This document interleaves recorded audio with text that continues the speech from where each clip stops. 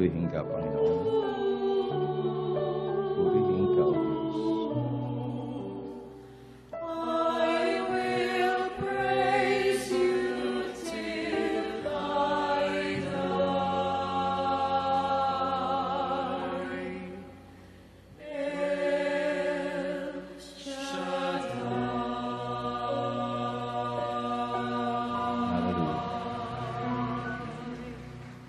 Sa ngalan ng Ama, ng Anak, at ng Espiritu Santo. Amen.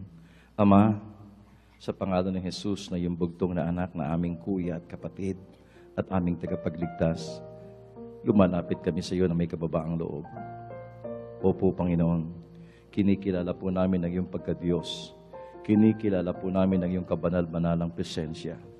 Nagpapasalamat kami, Panginoon, dahil ikaw ang Diyos na lagi naming kasama, na walang yugto sa buhay namin, walang sandali na kami iyong iniwan ni pinabayaan. Salamat po, Panginoon, sa iyong patuloy na pangangalaga. Salamat, Panginoong Diyos, sa kalakasan, sa tagumpay, maging sa mga pagsubok na nagpapatatag sa aming buhay. Maraming salamat.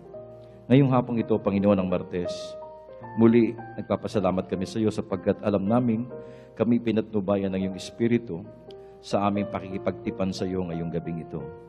Dakilang Diyos sa mga nalalabing oras ng aming pakikipagtipan sa iyo, muli po naming inaasahan ang lakas ng iyong bisig, ang lakas ng iyong kamay, at ang kapangyarihan ng iyong pag-ibig ay muli mararanasan naming lahat. Lord God, sa iyong mga kamay pinagkakatiwala po namin ang lahat, including all our loved ones. Pagpalain niyo aming mga kahilingan, itataas mamaya ang mabuting balita, ang mensahe, at ang gagawin kong pagbabahagi. Dakilang Diyos, sa iyong kapurihan at kaluwalhatian, in Jesus' name we pray, and everybody say, Amen, Amen, and Amen. Sa ngalan ng Ama, ng Anak, at ng Espiritu Santo. Amen. Ating purihin ang Diyos na makapangyarihan. Taas ang kamay sa Diyos.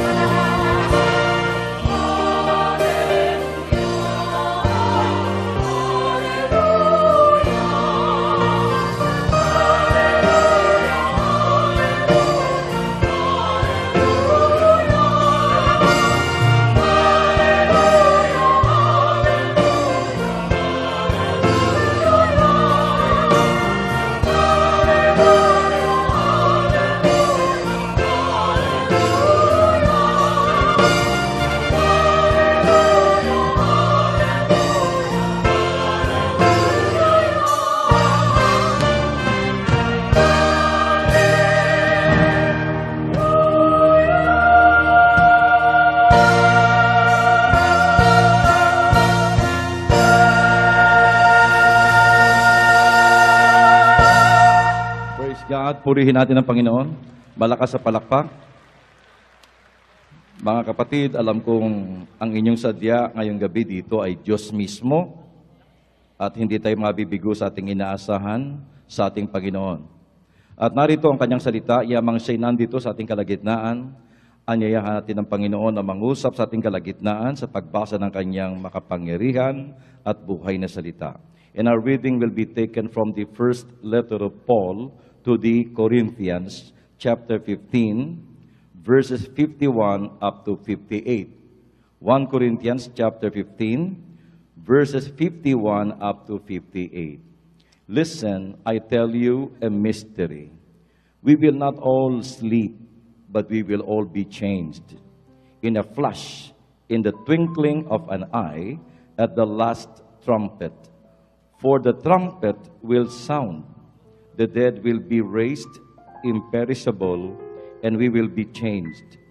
For the perishable must clothe itself with the imperishable, and the mortal with immortality. When the perishable has been clothed with the imperishable, and the mortal with immortality, then the saying that is written will come true. Death has been swallowed up in victory. Where, O death, is your victory? Where, O death, is your sting? The sting of death is sin, and the power of sin is the law. But thanks be to God, He gives us the victory through our Lord Jesus Christ. Therefore, my dear brothers, stand firm. Let nothing move you.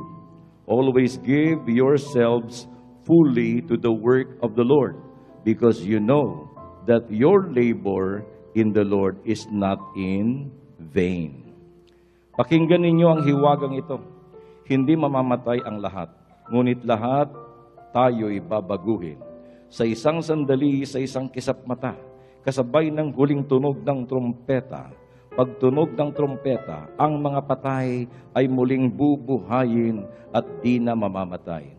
Babaguhin tayong lahat, sapagkat itong katawang nabubulok ay dapat mapalitan ng di nabubulok at ang katawang mamamatay ng di namamatay. Kapag napalitan na ng walang pagkabulok ang mabubulok at napalitan na ng walang kamatayan ang namamatay, matutupad ang nasa saad sa kasulatan. Nalupig na ang kamatayan, ganap na ang tagumpay. Nasaan o kamatayan ang iyong tagumpay? Nasaan o kamatayan ang iyong kamandag? Ang kamandag ng kamatayan ay ang kasalanan. At ang lakas ng kasalanan ay nagmumula sa kautusan. Magpasalamat tayo sa Diyos na nagbibigay sa atin ng tagumpay sa pamamagitan ng ating Panginoong Hesu Kristo. Kaya nga mga kapatid, magpakasipag kayo o magpakatatag kayo at huwag matitinag. Magpakasipag kayo sa gawain para sa Panginoon. Yamang alam ninyong di nasasayang ang inyong pagpapagal para sa Kanya. Mga kapatid, ang mabuting balita ng ating pong Panginoon. Malakas, mas malakas for the Lord. Ang ating pinapakpakan ay Diyos at hindi tao. Amen. The King of Kings and the Lord of Lords and the God of Gods. And His name is Jesus. Hallelujah. At ngayon mga kapatid, ang mata ng Panginoon nakatuon sa ating ngayong lahat. At ngayong gabi, lalapit tayo sa ating Panginoon at mamamasko sa Kanya in advance. As we sing, ang Pasko ay sumapit! Ay magsaya at umawi, ang Pasko ay sumapit. Magsiyawit Tayo'y magsiyawit ng mga gandang hinig, kahit bakit sa pag-ibig ng isang isipan ay natuwa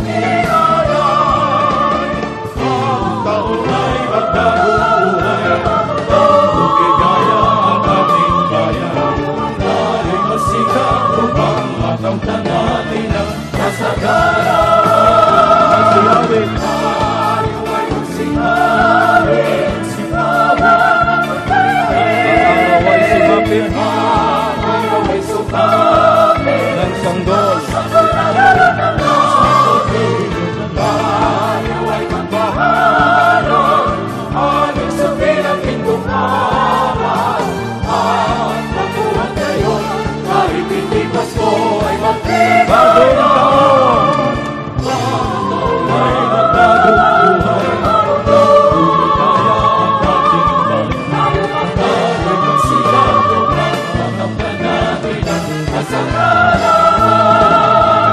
Tayo ay nagsinabi, simangan at tayo tahimik. Ang araw ay sumapit, sa pagdadalot ng langit. Tayo ay magmahalan, ating sabihin at itungaran. Ang pagdulat ngayon, kahit hindi pasko ay magkinayan.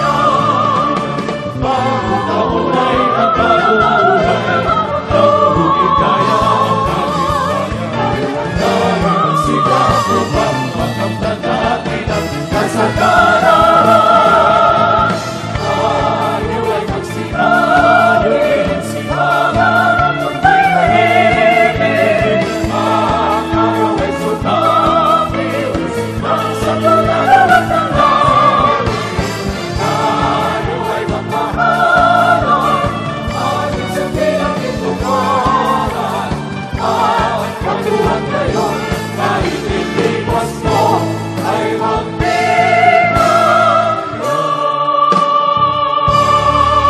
Praise God. Praise the Lord. Praise the Lord. Now, find your partner. Find your partner, not in life. Yung ngayon lang gabi. Hindi partner in life. Yung partner lang ngayong gabi. Pagdikitin ang ating dalawang kamay, narinig nyo na to pero ito'y related sa aking ibabahagi, kaya ito yung aking ipapa-recite sa atin. Sa ating unang salpukan ng palad na 1 plus 1, ang unang isisigaw ay ito. Kapatid, ayos ka ba dyan? Balakas, once again.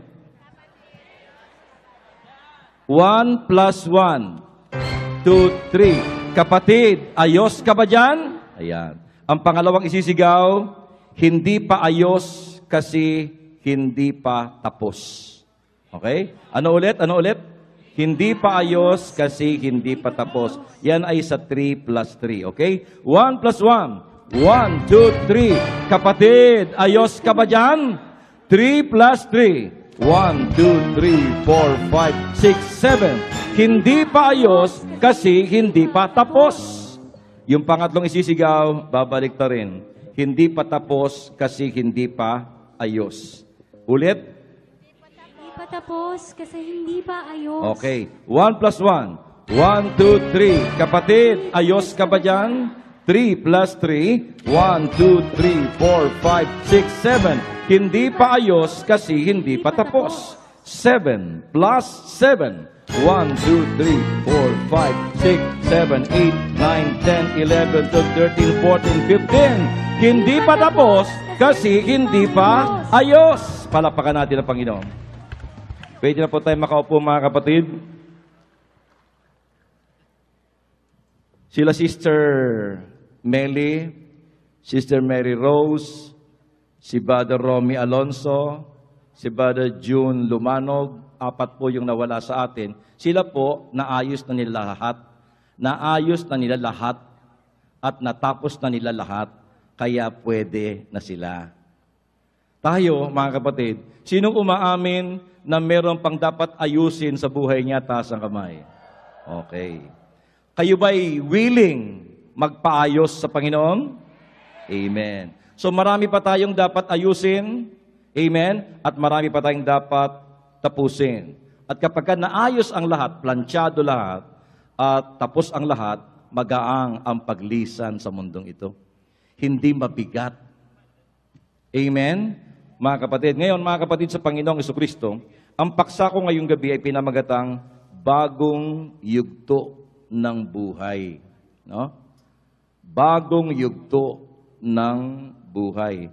Yung pinuntahan nila Sister Melly, Sister Mary Rose, Brother Romy Alonso, ni Brother Jude Lumanog, yung driver natin ng ambulance, yun po yung bagong yugto ng buhay.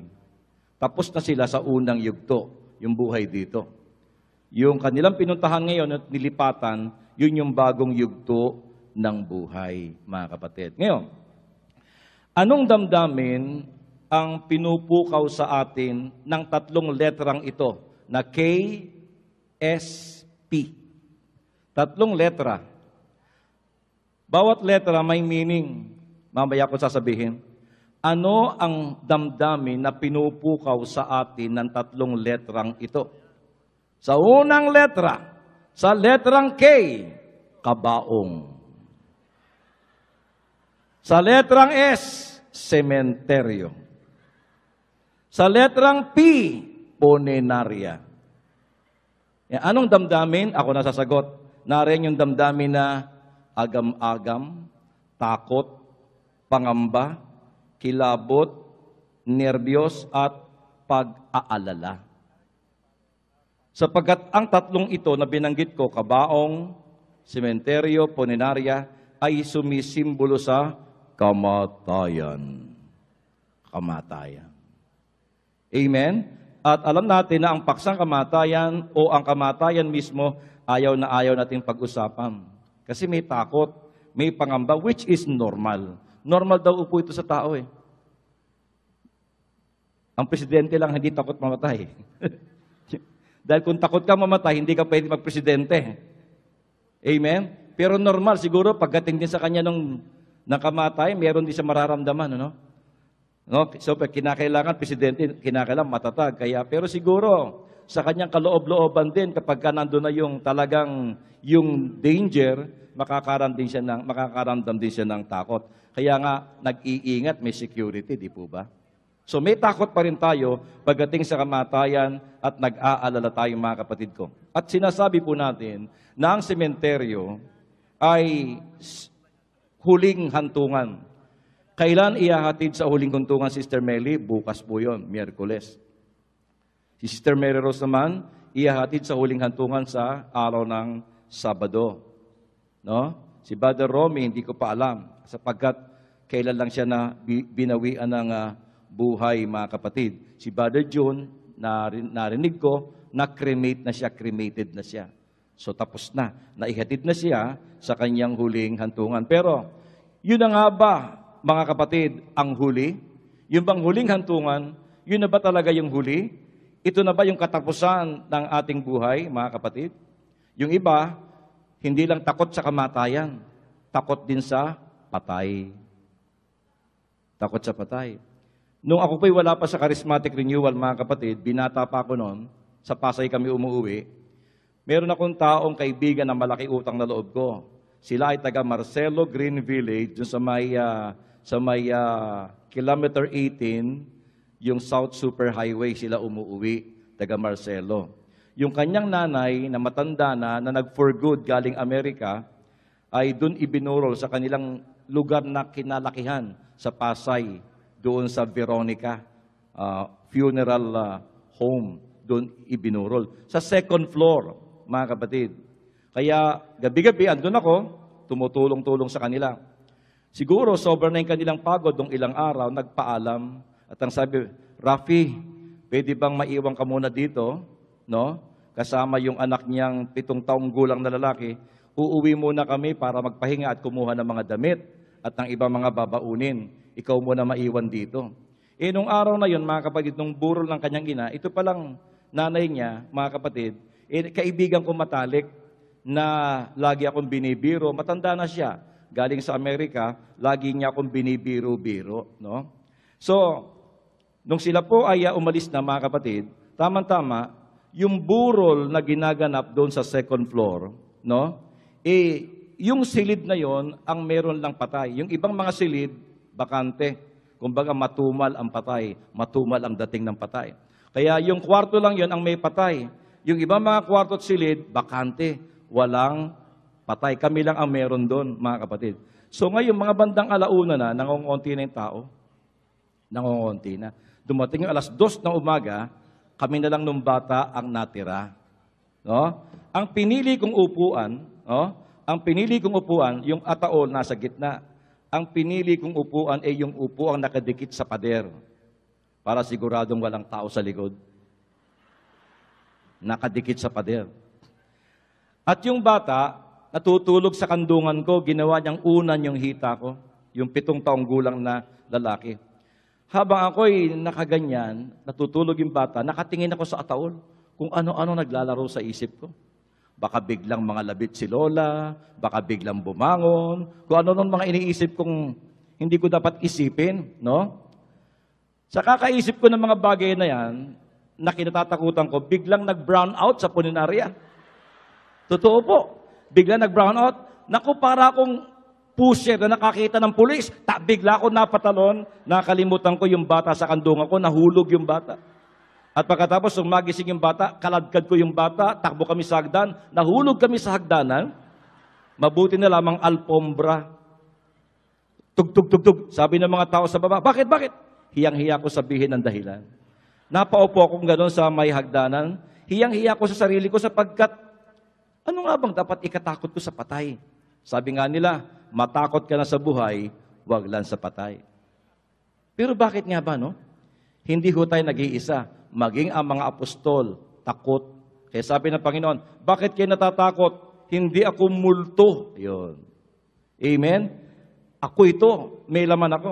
So mga kapatid, yung iba, hindi lang takot sa kamatayan, takot din sa patay. Pero sa ating pong pagbasa, mga kapatid, nadinig po nyo, no? Sa ating pagbasa, na ang kamatayan, sabi ni Pablo, na pagtagumpayan na. Napagtagumpayan na ang kamatayan at wala nang kapangyarihan ng kamatayan. At kung sakasakaling ang kamatayan na napagtagumpayan ay nagaganap pa rin. Namamatay tayo, namamatay ang bawat isa sa atin, namamatayan tayo. Kung di man tayo yung namatay, mga mahal natin sa buhay ang nawawala. Kung ito'y nagaganap pa, mga kapatid, ngunit ang kamandag nito ay naparam na o napawi na. Kaya narinig po nyo kung paano nilalait-lait ni Pablo ang kamatayan. Sa ating pagbasa, narinig po nyo kung paano inuuyam-uyam at nilalait ni Pablo ang kamatayan sa ating reading ngayon. Anong sabi niya? Verse 51, walang kamatayan. Hindi papasok ang kamatayan sa sangdaigdigan. Ang tao ay nakadesign ayon sa design ng Diyos bilang mga immortal. Walang kamatayan. Kaya lang pumasok ang kamatayan nang ang tao ay magkasala. Yun ang sinasabi ni Pablo na kamandag ng kamatayan. Ano yon? Kasalanan. Amen? Ngunit ito'y napagtagumpayan na. Nino? Ni Kristo Jesus. Paano? Mga kapatid ko? Tandaan niyo po, nung siya po'y nasa halamanan ng Gethsemane, siya po'y nakaluhod at nananalangin. At ito kanyang panalangin. Sabi niya, Father, the pain in my heart is so great that it almost crushes me. Ama, sobra-sobra ang hirap na aking nadarama na halos ikamatay ko. Ano bang nangyayari kay Kristo doon sa halamanan ng Gethsemane? Hindi pa nga siya ginugulpi. Ni wala pang kumakanti sa kanya, hirap na siya. At ang sabi niya, the pain in my heart is so great that it almost crushes me.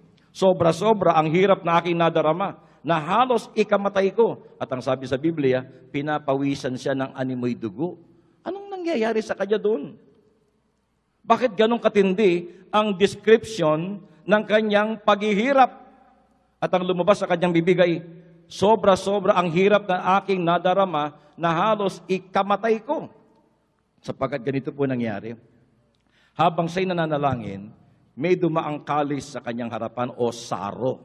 Saro, cup. Alam niyo bang laman ng cup?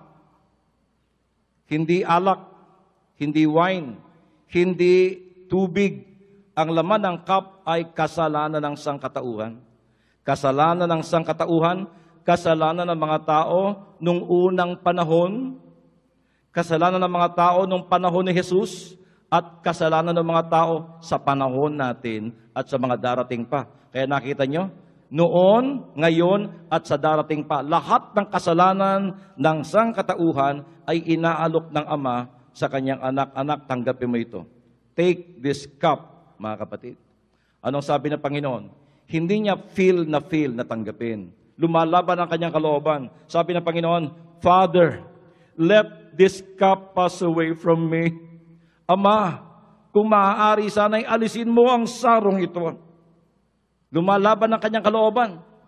Feeling niya, tumanggi at umayaw. Pero anong sabi ng Panginoon? But not my will, but your will be done. Amen? Yun ang laman ng saro. O palapakan natin ang Panginoon.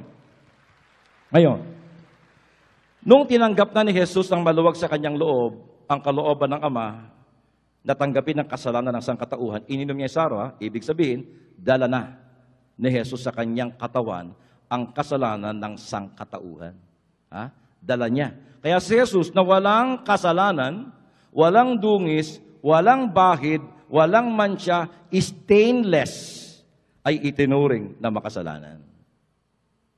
Amen? Sapagkat taglay niya sa kanyang katawan ang sala ng sangkatauhan, sala ng mga tao noong unang panahon, sala ng mga tao nung panahon niya, at yung kasalanan ng mga tao sa mga darating pang kapanahunan, lahat ng yan, dala ni Jesus sa kanyang body, sa kanyang katawan. At nung ipako si Jesus sa krus, kasamang napako ang sala ng sangkatauhan. Amen? At nung siya'y namatay at inilibing, kasamang nalibing ni Jesus ang ating kasalanan, ang kamatayan, ang kahirapan, ang sakit, karamdaman, salot at sumpa. Lahat ng negative. Lahat na nagbibigay ng torture at torment sa tao, kasamang nalibing ni Kristo Jesus. Akala ng demonyo, nakapanaig ang kamandag ng kamatayan. Akala ng demonyo, panalo siya sapagkat patay ang ating Panginoon. Biyernes, Sabado, ngunit Linggo na madaling araw, takip silim pa, magbubukang liwayway pala, bumangon na ang Panginoon sa kanyang libingan. Ang kamatayan, ang karamdaman, ang kasalanan ay nanatili sa libingan. Si Jesus lamang ang muling nabuhay. God gave His Son, they call Him Jesus. He came to love, heal, and forgive. He gave His life to buy my pardon. An empty grave is there to prove my Savior lives. And because He lives, I can face tomorrow. Because He lives, all fear is gone. And because I know He holds the future, and life is worth the living just because He lives. Palapakan natin ang Panginoon. Amen? All fear is gone because He lives. Amen? Napagtagumpayan ng Panginoon ang kamatayan. Kaya mga kapatid sa Panginoong Jesucristo, oo, masaklap at nakalulungkot ang kamatayan pag hindi mo pa lubusang nauunawaan ang ginawa ni Kristo tungkol dyan. Amen? Hindi ko sinasabing dapat maging bato at matubato ang ating puso. Kung si Kristo nga'y bumigay 4 na araw ng patay ang kanyang kaibigan na si Lazaro. Nangangamoy na 4 na araw ng patay. At nung dumating si Kristo, alam niya na later on, ilang saglit lang, bubuhay niya na si Lazaro. Mabubuhay niya. Bakit tumangis pa siya? Bakit? Sapagkat hindi ho siya OA. Sapagkat alam ni Jesus na ang tinatawag na pagdadalamhati ay natural response sa kamatayan. Amen? Si Kristo nga, alam niyang bubuhay niya yung kanyang kaibigan na 4 na araw ng patay. Umiyak pa rin. Ang sabi pa nga, tumangis. Hindi lang umiyak, tumangis. Bakit siya tumangis? Again, hindi ho siya OA. Amen? Kaya alam ko po mga kapatid, natural sa atin ang malungkot, umiyak. Kinukwento nga ni Brother Dante nung pagpunta namin. Nung pumunta na siya sa hospital, nung makita niya yung mga kapatid ni Sister Melly, mga anak niya na umiiyak, kinabahan na siya. At nung sabihin ng kanyang anak, Daddy, wala na si Mami, talagang lupasay daw siya. Iyak siya ng iyak. Sapagkat ang pagtangis at pag-iyak ay natural response sa kamatayan. Amen? Kaya maging ang Panginoon, tumangis, nakidalamhati, nakiramay. Pero yun ay mayroong tamang panahon. Pagkatapos ng araw na ilibing na, mag-ayos ka na. At tanggapin ang katotohanan na wala na siya.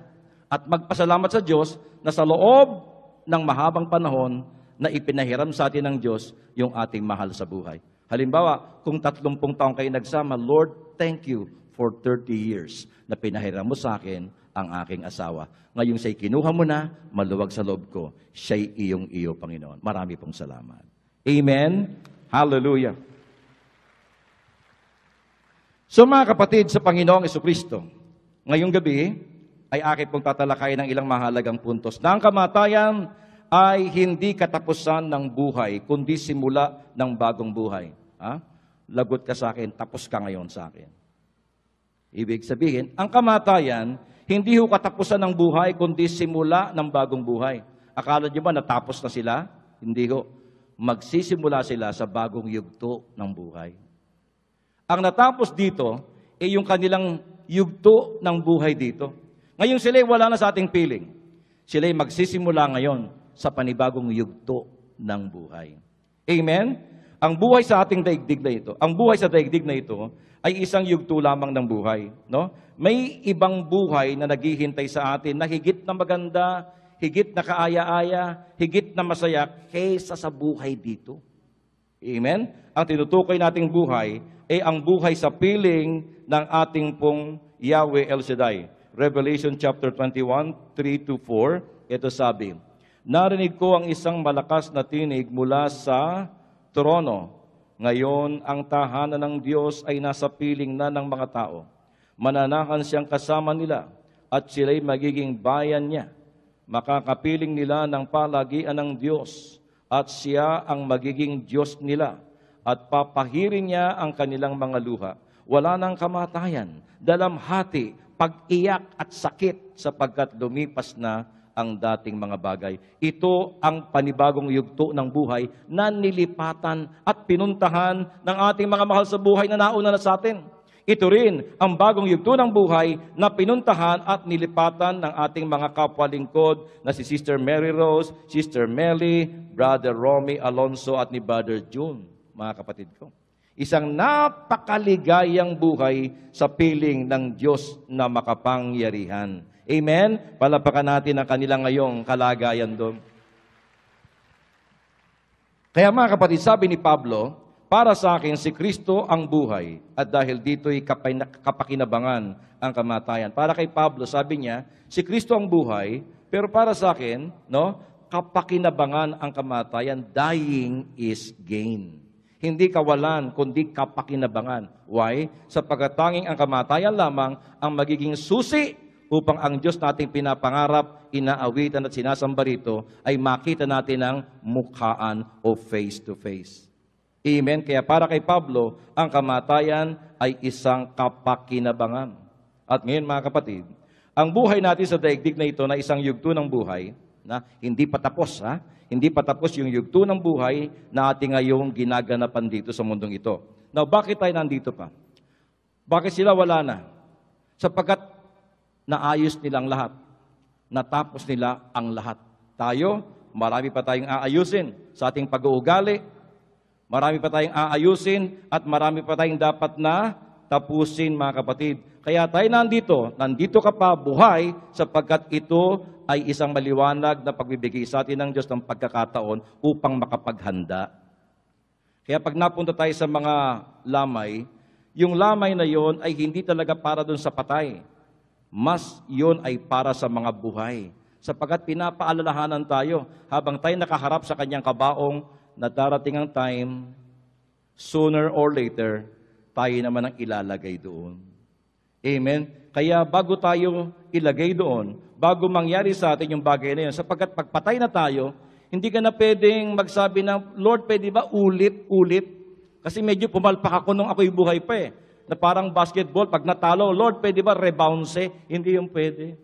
Take two, hindi pwede. Kaya sabi nga, minsan lamang ako daraan sa daigdig na ito. Kaya't anuman ang mabuti, maaring gawin ko ngayon. O tayo naman. O masyadong mababa, no? Anumang parang nananakot ako, no? Kabutihan. Ang maari kong ipadama, itulot ninyong magawa ko ngayon ang mga bagay na ito. Naway Huwag ko itong ipagpaliban o ipagwalang bahala, sapagkat di na ko muling daraan sa ganitong mga landas. Amen? Minsan lang eh. Pag ako namatay na, wala na. Pag kayo namatay na, wala na. Kaya hanggat tayo buhay at may pagkakataon pa, gawin natin ang nararapat. At yan ay nakalagay sa ating binasa kanina. Sa 1 Corinthians, ito sabi mga kapatid, no? Ang sabi ni Pablo ay ito. Verse 58, kaya nga mga kapatid, magpakatatag kayo at huwag matitinag. Magpakasipag kayo sa gawain para sa Panginoon. Yamang alam ninyong di nasasayang ang inyong pagpapagal para sa Kanya. Dito natin ibuhos ang ating panahon. Amen? Amen? Walang halaga sa Panginoon kaya naging madilim ang ating kahapon o kung hindi naging maganda ang ating pong mga nagdaan, ang mahalaga sa Panginoon ay yung ngayon. Lagi kong binabanggit yung katagang, we have no yesterdays, time took them away. Tomorrow may not be, but we have today. Wala na raw tayong magagawa sa nagdaan. Hindi na natin pwedeng ibalik ang kahapon. Magsisiman tayo, nangyari na yon. Hindi mo na maibabalik pa ang panahon. Hindi mo rin pwedeng ipangahas ang bukas, sapagkat sino sa atin na nakakatiyak na bukas andyan pa tayo. Yun nagsasabing siya, yun ang nauuna. Wala nakatitiyak, wala nakakaalam. Amen, mga kapatid ko? Yung iba nga dyan, walang kasakit-sakit, natulog lang, hindi na gumising. Amen, yung iba nga nagtataka. Kung sino pa yung medyo mahina, naunahan ng malakas. Amen? Pagdating sa kamatayan talaga, walang nakakapiho kung kailan siya kukunin ng Panginoon. Nung si Magsaysay ay nag-crash ang kanyang eroplano, si Magsaysay na presidente ng Pilipinas na VIP, patay. Yung kanyang kasama doon na si Mr. Mata, buhay. Amen, mga kapatid ko? Amen? Nung namatay si Robredo, yung kasama niya, buhay. Amen? Namatay si Magsaysay sapagkat marahil, oras na niya. Amen? Nabuhay yung kasama niya sapagkat marahil, hindi pa niya oras. O tayo mga kapatid ko, lumipas ang buwan ng Oktubre, o lumipas ang buwan ng Hunyo. Marami tayong nagawa, marami tayong natapos, dumating yung Agosto o Hulyo, ganun din. Continue, mga kapatid ko. Business as usual. Marami tayong nagawa, marami tayong natapos, marami tayong mga na-achieve. Dumaan ang, bibilisan ko na. Lumipas, dumating ang buwan ng Setyembre. Andyan pa rin tayo. Marami tayong nagawa, marami tayong natapos. Anong date ngayon? September 27. September 27. Ang dami natin nagawa simula umaga, naka-attend pa tayo ngayon. Amen? Hindi pa natin kasi oras eh. Pero September 28, hindi ko alam kung oras na natin. Yung bukas. Wala nakakaalam nun, mga kapatid. Amen? Kaya sa bawat sandali na tayo binibigyan ng Diyos ng buhay, na magising sa umaga, yun ay chance para tayo makapaghanda at magamit natin yung atin pong buhay para tapusin yung dapat tapusin at ayusin yung dapat nating pong ayusin, mga kapatid. Amen? So mga kapatid, ang kamatayan ay hindi paglalayo, ngunit paglalapit. Amen? Paano yun? Ang kamatayan ay hindi paglalayo. Napalayo ba sila sa atin talaga? Hindi. Ang kamatayan ay hindi paglalayo, kundi paglalapit. Ang namatay ay hindi talagang nawawala at hindi tunay na nalalayo sa ating piling. Kapag ang tao'y namamatay, sila'y napapalapit sa Diyos. Tama po ba? Dahil kinuha na sila ng Diyos. So yung mga taong namamatay, napapalapit sa Diyos. Kaya nga sa ating mga katuruan, sa ating Catholic teaching, meron tayong tinatawag na communion of saints, ang kasamahan ng mga banal, mga kapatid. So ang mga taong namamatay ay napapalapit sa Diyos. Ang Diyos ba'y sumasa atin? Kaya in that sense, yung ating mga namatay ay malapit din sa atin. Kaya lang hindi abot ng ating isipan how. Pero mga kapatid, merong isang telecommunication na nagsasabing sila daw ay, ang ginagawa nila, connecting people, connecting lives. No? Hindi ko na binabanggit kung anong telecommunication network yan. Pero sila nagsasabi, ang kanilang ginagawa is to connect people. Kahit malayong lugar, malayong bansa, kaya nilang mapag-ugnay-ugnay ang mga taong nangangailangan ng communication. Tayo din, sa gitna ng kamatayan, hindi napuputol yung ating communication, yung ating pong connection. Hindi ho yan napuputol. Ang tawag po dyan, communion of saints. Kaya kahit sila wala rito, malapit sila sa atin. Kaya lang hindi natin maunawa ang lubos ng ating isipan. Pero may koneksyon, mga kapatid ko. Ang nanay ko, patay na. Ang tatay ko, patay na. At nakakatiyak ako. Dahil ang tatay ko at nanay ko, hindi perfect, pero mababait. Napalaki nila kaming maayos din. No? Naniniwala ko na yung nanay ko, tatay ko, wala ho yan sa impyerno. At kung sakaling wala sa langit, dahil hindi naman sila perfect, natitiyak ko nasa purgatorio. Amen? At alam niyo ba, ang nanay ko, tatay ko, lalo sa mga sandali ng kalungkutan at pangailangan ko, hinihingan ko ng prayer, Nay, Tay, pray niyo naman ito. Amen? Bakit ko siya kinakausap? Sapagkat naniniwala ko, hindi putol ang aming ugnayan. Hindi sila talagang malayo sa akin. Sila'y malapit sa akin dahil sila'y malapit sa Diyos.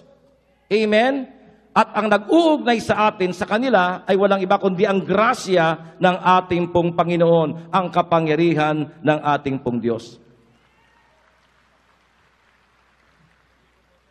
Sa ating pong Catholic teaching, mga kapatid, ang tawag sa church ay kasamahan o kapulungan ng mga mananampalataya. Amen? Community of believers. Ang church hindi isang gusali. Ang church, sa malalim na kahulugan, ay ang samahan ng mga mananampalataya. The community of believers. At meron 3 klase po yan. May 3 klase ng mananampalataya. Yung mga mananampalatayang nandito sa lupa, tayo, na kung tawagin ay militant church. Pag sinabing militant, nakikipaglaban. Continuous ang ating pakikibaka. Continuous ang ating pakikilaban. Sino ang ating kalaban? Una muna, yung mahinang pita ng atin pong laman. Yan, the flesh. Ang pangalawang kalaban natin, the world. Yun pong sistema dito sa mundong ito. Mga kapatid, yung kapaligiran ito na napakalakas manghatak sa atin. Na kapag ka ikaw ay hindi malalim, ang iyong foundation, mga kapatid, malamang ikaw ang mahikayat kaysa ikaw ang makaakay sa tao sa paligid. Napakalakas. Halimbawa, kahit ako halimbawa ay isang na kay Lord o charismatic, mananampalataya, ilagay mo ko sa custom. Baka later on, isa na ako sa mga nangungurakot at nagnanakaw. Bakit? Baging practical ka. Amen, mga kapatid ko. Amen? Napakalakas ng attraction ng paligid. Amen? Kaya kapag ka mahina ka, baka sa halip na ikaw ang makaakay, baka ikaw ang madala. Amen? Mga babae, mga sexy, pera, kung ano-ano mga kapatid, napakalakas po niyan. Yan ang ating kalaban. 2 na yan. Pangatlo, ating kalaban, si Satan and the evil spirits, mga kapatid ko. Yan ang ating kalagayan dito. Na tayo po'y araw-araw ay humaharap sa mga katunggali at mga kalaban. Kaya naman ang Panginoon, dahil alam niya ang ating kalagayan, although ginawa niya na ang ating kaligtasan sa krus, pero alam ng Panginoon, mga kapatid, practically speaking, in practice, medyo tagilid ang ating lagay. Bakit? Sapagkat nandito tayo sa katawang ito na may kahinaan. Amen? Sino po sa inyo umaamin na araw-araw nakakaramdam kayo ng tensyon? Yung bong conflict sa inyong pagkatao, naglalaban ng ating kalooban. Sino umaamin? Yan, lahat tayo. Nakakaramdam yan. Halimbawa, 6:00, dapat tayo po'y gumigising para mag-salmo. O ilan sa atin dito ang sinusunod yung Udyok ng Holy Spirit, Rafi, bangon, salmo. O madalas ang ating sinusunod yung laman, maaga pa, antok pa ako. Amen? Laman po yan. Amen, mga kapatid ko? Ang mga gawa ng laman, napakarami. Pangalunya, pagdalasing, pagkakakampi-kampi, marami. Nakalagay sa Galatians 5:19-24, ang mga gawa po ng laman, mga kapatid. Amen? So, yun yung ating katunggali at yun yung ating kalaban, mga kapatid. Ang laman. Pangalawa, yung sistema ng mundo at yung pangatlo, yung pong si Satan and the evil spirits, mga kapatid. So, yan yung ating lagay. Kaya medyo tagilid, kinakailangan tayo po maging matatag. Dahil alam ng Panginoon ang ating kalagayan, kung kaya kahit niligtas na tayo ng Panginoon sa tuktok ng Kalbaryo, nung siya'y namatay, ipinangako niya pa rin ang ating magiging katulong at katuwang dito, the Holy Spirit. So, hindi na tayo nag-iisa ngayon. Meron tayong kasama magpakailanman. The promised Spirit or the Holy Spirit. Sabi ng Panginoon, I will ask the Father and He will give you another helper who will stay with you forever. He is the Spirit. Amen? Kaya meron tayong katuwang, meron tayong kakampi. Walang iba kundi ang banal na Espiritu. Amen? Palapakan natin ang Panginoon. Ngayon, so yan tayo, the militant church. Amen? Ngayon, meron naman tinatawag na triumphant church, yung mga nagtagumpay, yung mga triumphant, yung mga nagtagumpay, yung pumasa, yung pumasa sa test dito sa mundong ito, yung mga nanatiling tapat sa Panginoon, yung nasa piling na ng Diyos, ang tawag doon, mga saints in heaven. Sila yung mga tagumpay na, mga kapatid ko. At meron tinatawag naman na suffering church. Ito yung mga nasa purgatorio. Ang kaluluwa ng mga taong nasa purgatorio ay hindi to kaluluwa ng mga taong mayroong mortal sin. Kapag ang tao po'y namatay na may mortal sin at kanyang nireject ang Diyos sa huling himaymay ng kanyang hininga. Sa huling kanyang hininga, tinanggihan niya ang Panginoon at meron siyang mortal sin, yan po talaga impyerno, mga kapatid. Kaya kung tatanungin niyo po ako, Brother Rafi, halimbawa po, meron pong isang tao na napakasama, mamamatay na po siya. Bago siya malagutan ng hininga, talagang sinabi niya, walang Diyos! Hindi ako naniniwala sa Diyos! At namatay po siya, hindi nagsisisi at hindi tumanggap sa Panginoon. Just in case may ganun po, saan pupunta nun? Ako sasagot, impyerno. Pero sasabihin ko rin sa kanya, pero sister, meron ba talagang kayang taong ganon? Yan ang mahirap sagutin. Walang makakaalam niya kundi Diyos lang. Kaya wala tayo sa posisyon para mag-judge. Porket ba hindi natin nadinig na nagsisi at nagsabi si Echegaray na guilty po ako, inaamin ko, nagkasala ako. Kasi beyond reasonable doubt, ang declaration ng Supreme Court, guilty siya. Guilty na hinalay niya ang kanyang anak. Kaya ang sentensya, kamatayan. Pero wala ka nadinig sa kanya na inamin niya yung kanyang pagkakasala at siya'y nagsisi. Porket ba't wala tayong madinig sa kanyang bibig bago mamatay na wala man lang sa sinabing patawad po, impyerno na siya? Mahirap ko sagutin yon. Diyos lang ang nakakabatid at nakakaalam. Amen? Puro tayo, just in case na may ganon, impyerno nga talaga. Amen? Pero ang tanong ko, meron ba talagang ganon? Walang pwede magsabi. Dahil hindi ho tayo Diyos. Hindi tayo judge. Diyos lang ang may posisyon para magsabi kung saan siya nararapat. Amen? So ngayon, ito mga kapatid, tandaan po niyo ang Panginoon. Ang Diyos ay Diyos ng pag-ibig. Pagkat ang Diyos natin, Diyos ng pag-ibig. Yan. At ayaw niya ni isa ay mapahamak. Kaya nga, yung parable of the 10 coins, nawawala yung coin mula dun sa 10. Anong ginawa nung ale? Hinanap yung coin na nawawala isa at nakita niya. Yung tupa, humiwalay doon sa grupo ng 100. So, naiwan yung 99, hinanap ng shepherd, ng pastol, yung nawawalang isang tupa, hindi binaliwala. Hinanap, pinag-aksayahan ng panahon, at sinikap na matuntun. Amen? Sapagkat masakit doon sa nawalan, na may-ari, na mawala kahit isa, masakit. Kaya nakita nyo, nung ito'y kanyang makita, gano'n na lang ang kanyang kaligayahan. Pinasan yung kanyang tupang nawawala. At ang sabi niya, sige, tayo magsaya. Sapagkat yung tupa ko nawawala, nakita ko. At gano'n din daw ang lagay sa langit. There will be more rejoicing in heaven over one sinner that comes home. Amen?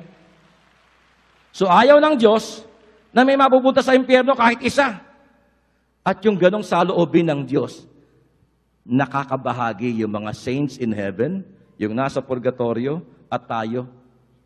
Maligaya ka ba, kapatid ko, na ikaw lang ang ligtas?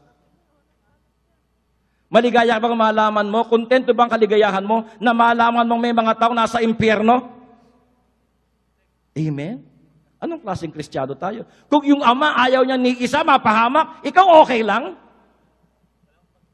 Na merong nasa impyerno at tayo ayos ang ating lagay sa Panginoon, okay. Yun ang damdamin ng Panginoon. Ayaw niya ni isa ay mapahamak. Kaya naman yung nasa langit, nagpe-pray para sa mga nasa lupa. Para tayo ay makasama nila sa langit. Hindi sila masaya na sila-sila lang.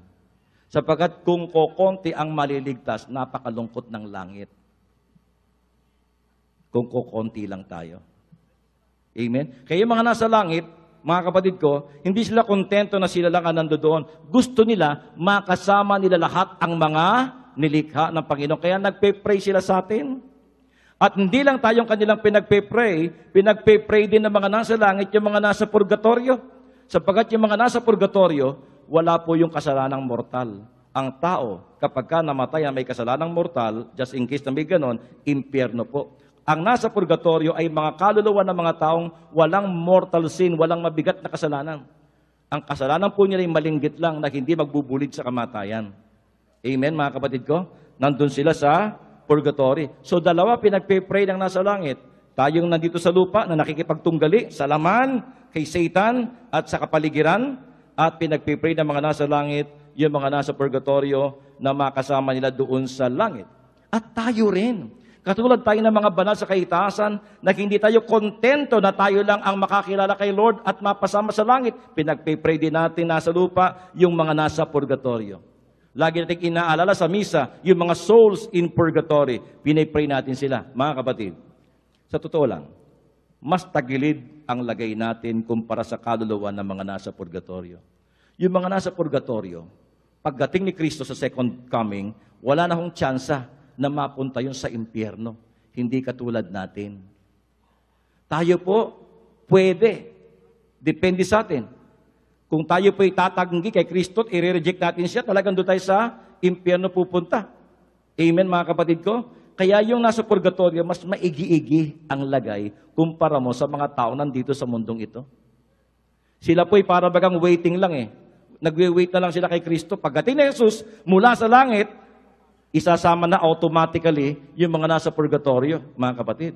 Kaya, alam niyo po mga kapatid, sabi ko kanina, ang nanay ko, tatay ko, natitiyak ko, wala sa impyerno.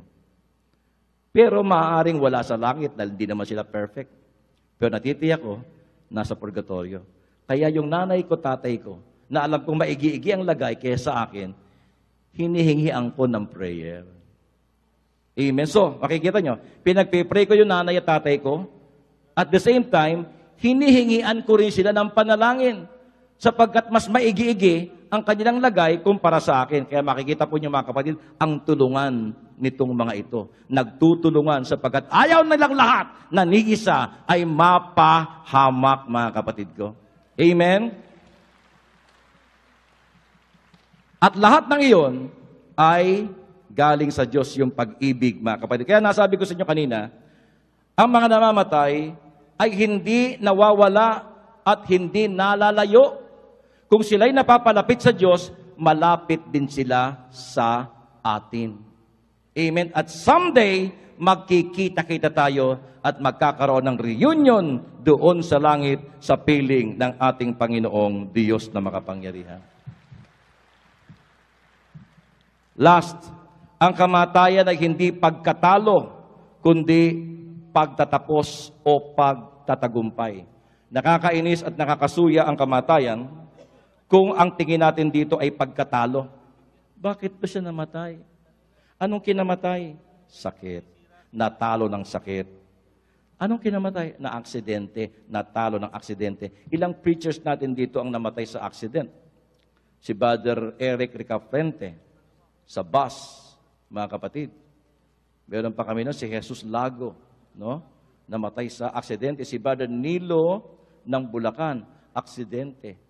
Nakasakay galing sa outreach, nakasakay sa bus, natutulog, biglang sumalpok yung bus doon sa isang nakaparadang truck na may ginagawa na siraan, patay ang ating kapatid. Natalo ba? Yung bang kamatayan po nila pagkatalo? Hindi. Ano man ang maging sanhi ng ating kamatayan. Kaya ang sanhi nito'y sakit o ano man, mga kapatid ko, ang kamatayan ay hindi pagkatalo. Kundi ito'y isang pagtatapos o pagtatagumpay, mga kapatid. Amen? At ang basihan natin, mga kapatid, sa Panginoong Jesucristo, ng ating pagpasok sa kabilang yugto ng buhay, ay yung buhay natin ngayon dito. May nagsabi ng ganito, may we never die too soon. Ibig sabihin ay hindi nawa wag tayong mamatay agad at hindi nawa wag tayong mamatay ng batang-bata. Ang ibig sabihin nito, mga kapatid, nung may we never die too soon ay nawa wag tayong mamatay at wag tayong lumisan sa mundong ito na meron tayong mga hindi tapos na mga obligasyon at hindi natapos na mga misyon. Nawa, mga kapatid, sa Panginoong Jesucristo, sa tulong ng ating pong Panginoon, matapos natin at maayos ang dapat ayusin at magawa natin yung dapat nating tapusin, mga kapatid. Amen? Tumayo po tayo at itaas ating kay Lord ang ating mga kahilingan. Itaas kay Lord ang ating mga kahilingan. At ang lahat ng sangkap na nais yung pagpalain ng ating Panginoon,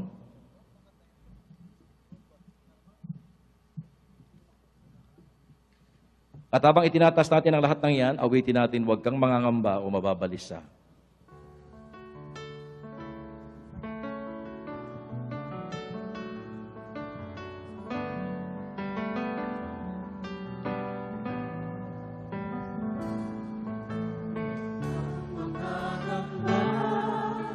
O mababalisa, Huwag kang matatakot. huwag kang matatakot o malulungkot. Di ka naging isa. Ikaw isa, May kasama ka. may kasama ka. Siya'y karamay mo. Siya'y karamay mo Sa tuwi-tuwi. sa tuwi-tuwi. Once again, huwag kang mangangamba Huwag kang mangangamba o mapabalisa. o mababalisa. Huwag kang matatakot Huwag kang matatakot o malulungkot. o malulungkot. Di ka nag-iisa, May kasama ka. may kasama ka. Siya'y karamay mo. Siya'y karamay mo Sa tuwi-tuwi na, siya'y si Jesus. Si Jesus, di ka Pababayaan. pababayaan.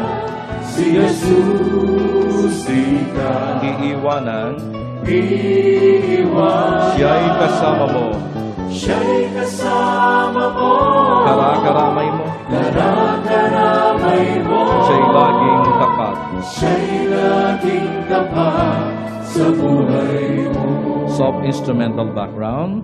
Lord God, narito ang aming mga bagay na tinataas sa iyo, kahilingan. Yung iba na isulat namin, yung iba hindi. Pero alam namin, Panginoon, na lahat ay nababatid mo't alam. Walang nalilihim sa iyo.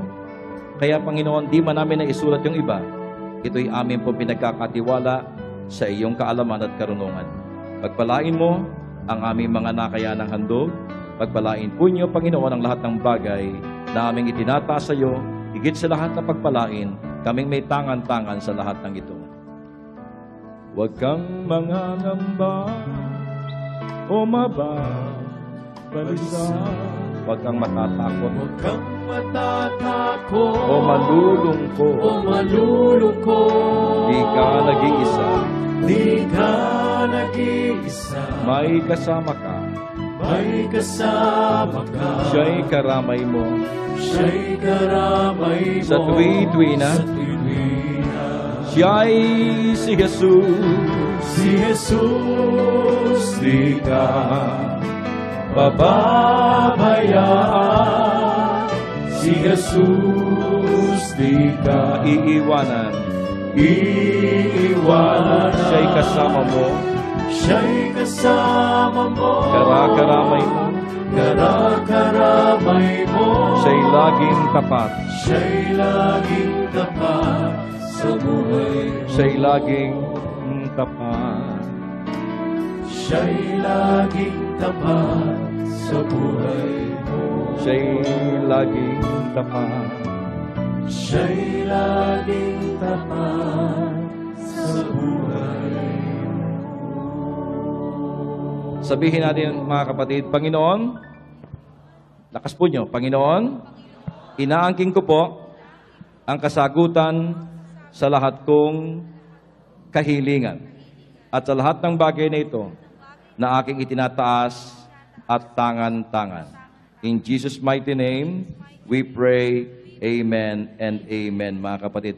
Tayo po'y umupo, anyayahan natin ang ating mga preachers na iikot dyan sa inyong mga upuan habang ang ating mga choir ay umaawit. Ang buhay ng Kristiyano'y masayang tunay. Yung kinakanta ni Brother Romy, ang buhay ng Kristiyano'y masayang tunay. Okay. Sige po. Preachers, ikot po tayo. Hindi pa tayo tapos. Masayang tunay. Preachers, ikot. Masayang tunay. Ang buhay ng Kristiyano'y masayang tunay. Ang buhay ng Kristiyano'y masayang tunay. Ang buhay ng Kristiyano, ang buhay ng Kristiyano, ang buhay ng Kristiyano'y masayang tunay. Masayang tunay. Buhay mo ng Kristiyano, masayang tunay. Buhay mo ng Kristiyano, masayang tunay. Buhay ng Kristiyano, masayang tunay. Buhay mo ng Kristiyano, buhay mo ng Kristiyano, buhay mo ng Kristiyano, masayang tunay. Just giving me life, Spirit in my head, just giving me life. Spirit in my head, just giving me life. Spirit in my head, just giving me life. Hindi pa tayo tapos, oh. Hindi pa tapos.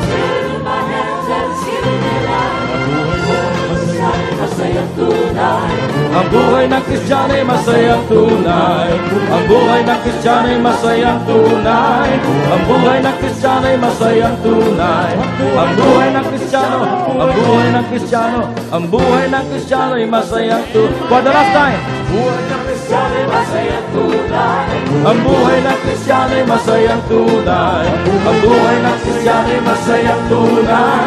Ang buhay ng Kristiyano'y masayang tunay. Ang buhay ng Kristiyano, ang buhay ng Kristiyano, ang buhay ng Kristiyano'y masayang tunay. Palampakan natin ang Panginoon. Hallelujah. Mga kapatid, sa mga sandaling ito, tumayo po tayo.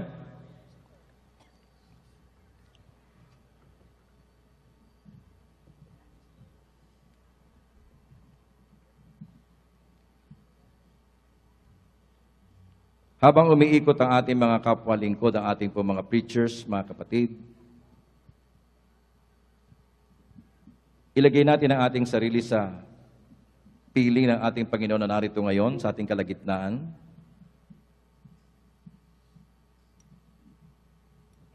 Inuulit ko po, kaya ka nandito sa mundong ito, kaya ka buhay pa.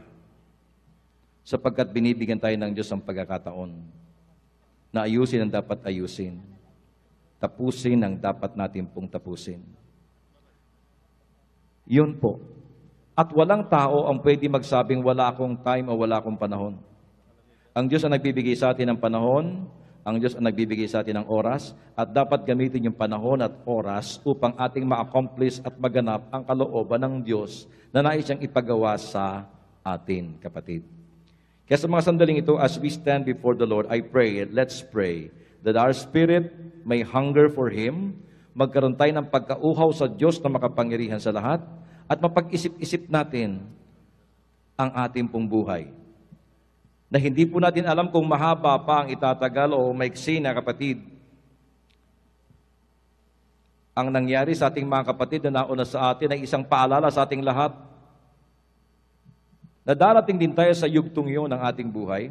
Lilipat tayo sa bagong yugto ng buhay, mga kapatid. Pero yung paglipat natin sa bagong yugto ng buhay ay nakasalalay sa uri ng buhay na dinadaanan natin ngayon. Wika nga po ng isang mangangaral, the street to heaven begins on earth. Ang daan patungong langit ay nagsisimula dito sa lupa. Kung dito sa lupa, ang takbo ng buhay natin ay hindi patungo sa langit dahil magulo. Wala tayong panahon sa Panginoon. Ang ating ugali hindi nagbabago, maliwanag na yung ating pong tinutumbok na daan ay hindi patungong langit. Pero ganun pa man, wala naman sa atin ang perpekto. Lahat tayo kung minsan ay lumiliko at lumilihis sa kalooban ng Diyos. Pero ganun pa man, mga kapatid, hindi tayo hahayaan ng Panginoon. Lagi niya tayong pagsisikapang sundan at buntot-buntutan hanggang sa ikaw at ako ay lubusan niyang masukol at matagpuan. God is at work. He keeps on seeking. And what He seeks, He finds. Sino mang kanyang hanapin, tsak! Hindi siya mabibigo na ito'y matagpuan at makita. Amen? God is at work seeking for your husband, for your wife, for your children. Patuloy na hinahanap ng Diyos ang mga nawawala, ang mga nagwawala, ang mga walang-wala, yung mga pakawala, yung mga baliwala ay hinahanap ng ating Panginoon sapagkat alam ng Diyos tagilid at delikado ang kanilang lagay. At ang Diyos ay Diyos na may malasakit sa kanyang mga pag-aari. Pag-aari ka ng Diyos. Sa Diyos ang ating buhay. Kaya ang Panginoon magpakalayo-layo man tayo, maging mailap man ang tao sa Diyos, lagi niya tayong susundan at sisikaping tuntunin. Alam niyo mga kapatid, may ugali ang mga tupa na nawawala. Kung bakit yung hanapan, yung paghahanap ng pastol ay napapadali. Alam niyo po, nabasa ko, ang isang ugali ng mga tupa kapag ka nawawala na dun sa kasukalan, sa kagubatan, ay ganito. Pag sila po'y nakaramdam na sila ay nawawala na, wala na sa karamihan, nag-iisa at iba na yung lugar na kanyang tinatahak, yung pong tupa na nawawala, hihinto. At doon sa kanyang lugar na yon, doon siya ngayon magngungoy-ngoy, iiyak. Hanggang sa yung naghahanap sa kanyang pastol, marinig yung hibik, yung tinig ng kanyang tupang nawawala na hindi umaalis sa lugar na yon na kung saan doon siya nawawala. Kaya yung hanapan na dapat sana'y tumagal, napapadali kasi merong instinct yung tupa na pag nawawala na, nagpakakalayo-layo na, hindi siya nagpapatuloy sa paglayo. Hihinto siya at magngungoy-ngoy, iiyak at yung kanyang iyak at hibik madidinig ng kanyang pastol na naghahanap sa kanya. Huminto ka muna, kapatid. It's time to stop, look and listen, and start grieving. Huminto ka muna, kapatid. Huwag ka magpadala sa matuling agos ng buhay. Kapag tayo po'y nakakaramdam na umiinit na ng umiinit ang ating ulo, kulang na tayo sa pasensya, stop muna! Katulad ng tupa. And then, tayo po'y umiyak sa Panginoon. Ipaabot mo sa Diyos ang iyong damdamin, ang pagkauhaw ng iyong kaluluwa, na parang lupang tigang, na nangangailangan ng tubig at dilig at hamog. Ipikit mo ang iyong mga mata. Ilagay mo ang iyong kamay sa iyong dibdib. Naway marinig ng Diyos ang hibik ng ating kaluluwa, ang hibik ng ating pong puso at ng ating espiritu.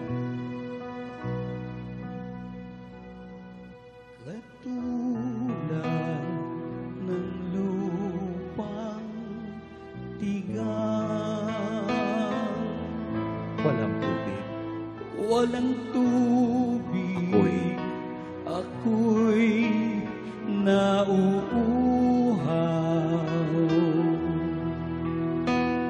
O Diyos,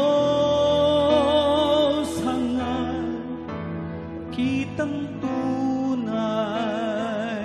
wala nang iba, Panginoon, kundi ikaw lang. Sa iyo ako'y nauuhaw. Yan, Panginoon, ang aking nararamdaman, ang pagkauhaw sa iyo. Kaya ika'y minamasdan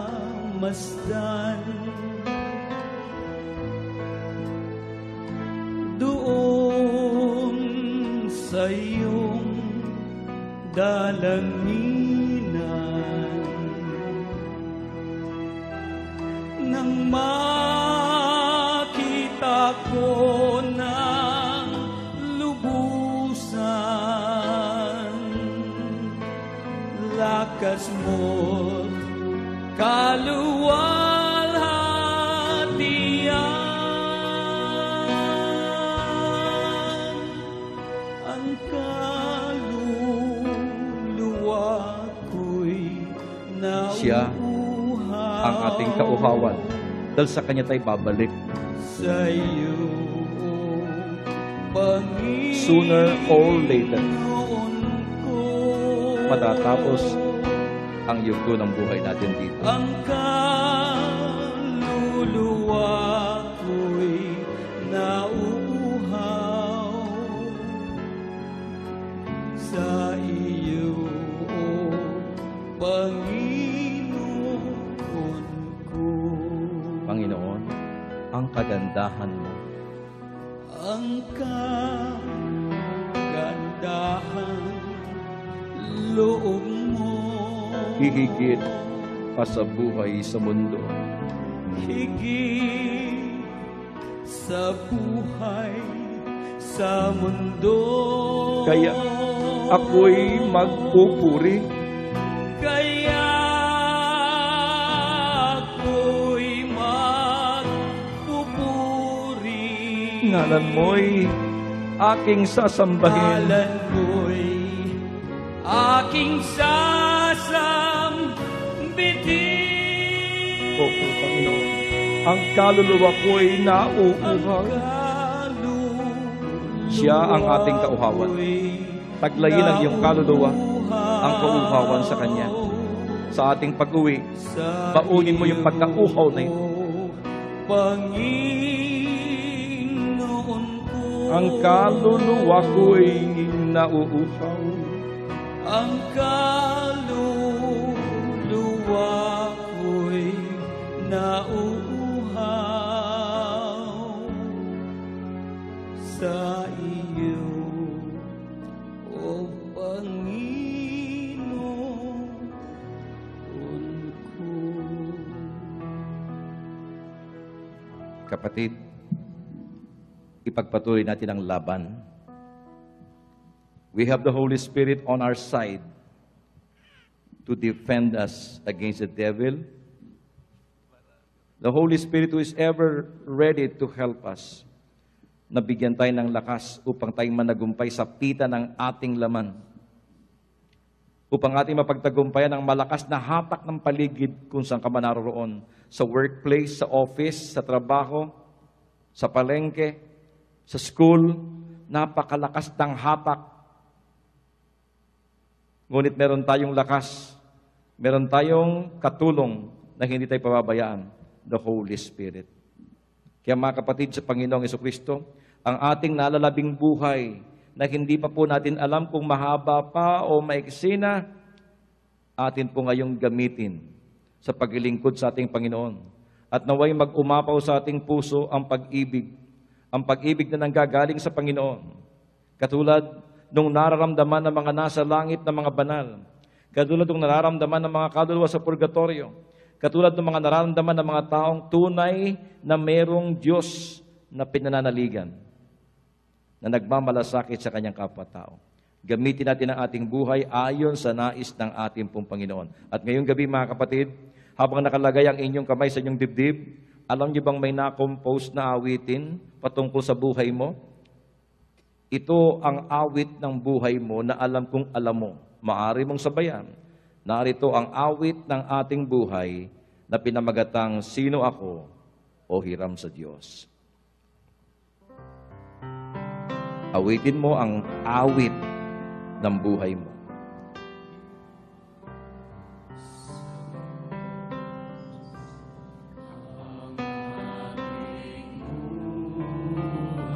ikaw at ako. Tanging handog lamang. Di ko ninais.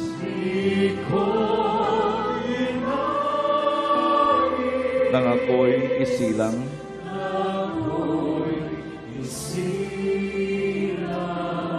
Ngunit salamat. Dahil may buhay.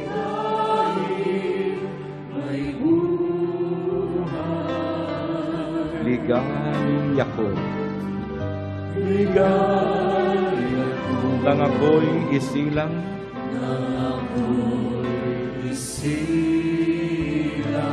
Pagkat tao ay mayroong dangal.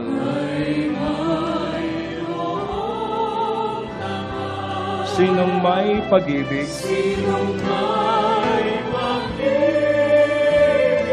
Sinong nagmamahal?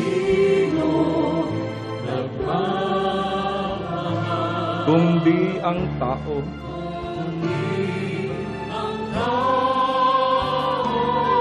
Diyos ang pinagmulan. Kung di ako umibig,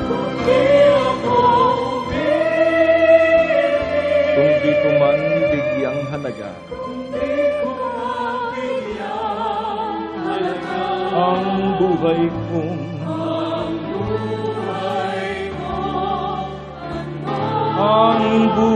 kong hiram sa Diyos. Kung di ako nagmamahal,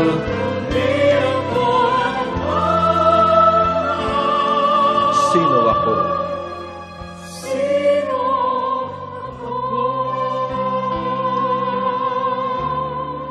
Ligaya. Nang ako'y isilang. Pahalagahan natin ang buhay. Pahalagahan natin ang buhay na bigay at hiram. Pagyamanin at gamitin to serve God and to serve others. Sinong may pag-ibig, sino nagmamahal, kung di ang tao. Diyos ang pinagmulan.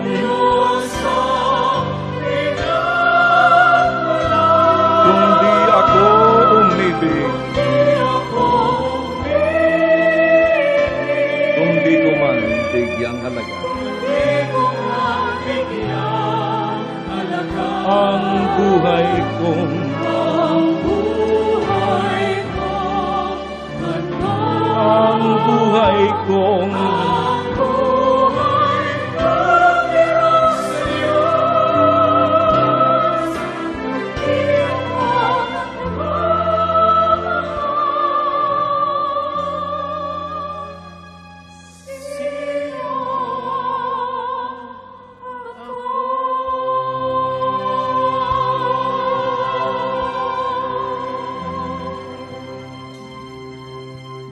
ito ang ibig sabihin ng kabanalan.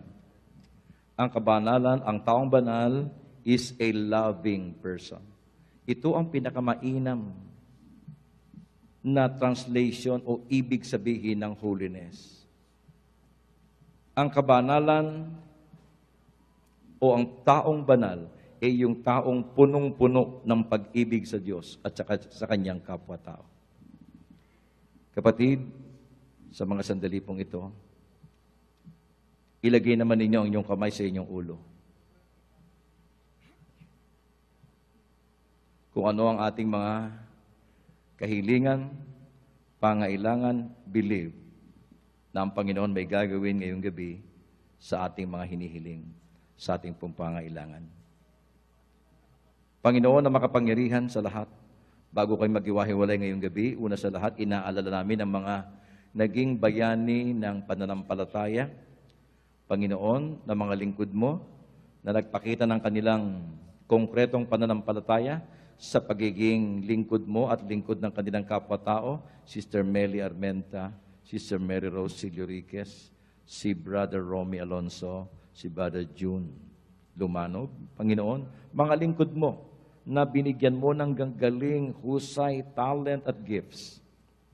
Ginamit nila. Hindi nila sinayang, Panginoong Diyos. Ginamit nila to serve your people. At ngayon, Panginoon, sila'y nasa iyo ng kamay, nasa iyong piling. Inaangkin namin na sila'y maging maligaya sa piling mo, Panginoon. At wag mo pong kalimutan na patuloy na pangalagaan at pagpalain ang kanilang mga naulila, ang mga mahal nila sa buhay, Panginoon. Ang buhay ko sa iyo lang, Panginoon, habang ako'y nabubuhay.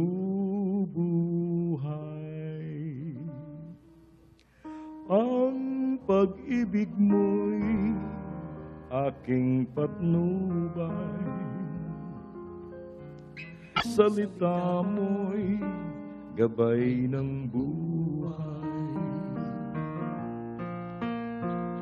Dalangin ko'y pakinggan mo, Panginoon,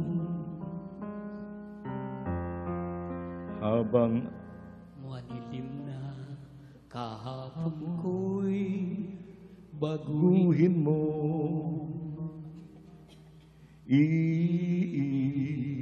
Iibigin kita't mamahalin, paglilingkuran, habang ako'y mayroon pang hininga.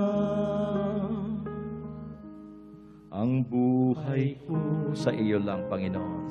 sa iyo lang, Panginoon. Habang ako'y nabubuhay, Habang ako'y nabubuhay, ang pag-ibig mo'y aking patnubay. ang Pag-ibig mo'y aking patnubay, ang salita mo'y ang salita mo, gabay ng buhay. gabay ng buhay. Dalangin ko, dalangin ko'y pakinggan mo, Panginoon. Kahapon ko na madilim, baguhin mo. kahapon ko Na madilim, baguhin mo. Iibigin kita, iibigin kita, mamahalin, paglilingkuran, habang ako'y mayroon pang hininga. O for the last time, ang buhay ko sa iyo lang, Panginoon. ang buhay ko sa iyo lang, Panginoon, habang ako'y nabubuhay, habang ako'y nabubuhay,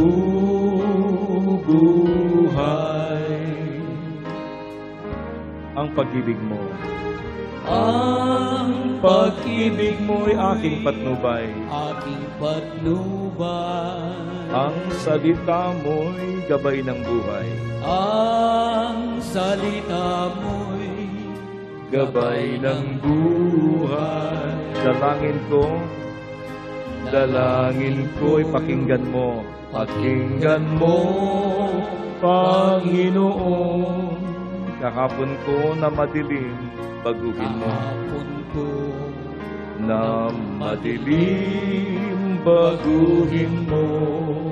Iibigin kita, iibigin kita't mamahalin, paglilingkuran, habang ako'y mayroon pang hininga. For the last time, iibigin kita, iibigin kita, mamahalin, paglilingkuran, habang ako'y mayroon pa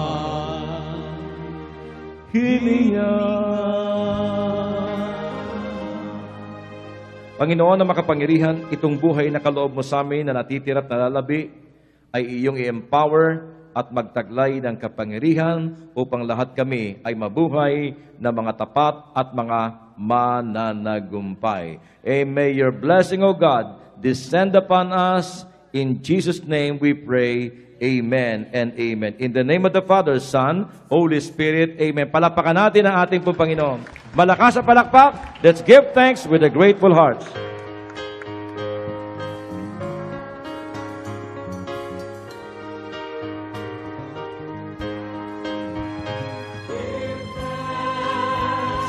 With a grateful heart, give thanks to the Holy One. Give thanks because His kingdom